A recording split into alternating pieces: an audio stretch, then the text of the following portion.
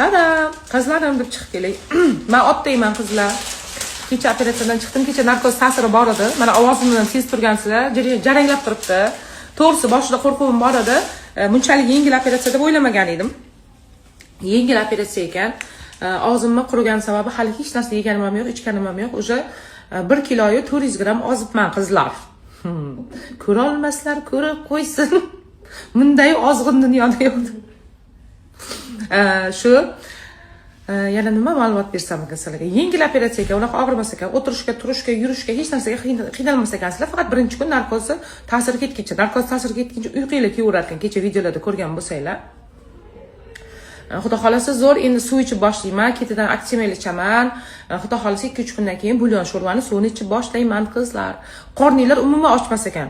Mana o'zi ovqat yemaganimga qancha bo'ldi, lekin umuman ovqat yegim kelgani yo'q qizlar. Sehrli narsa.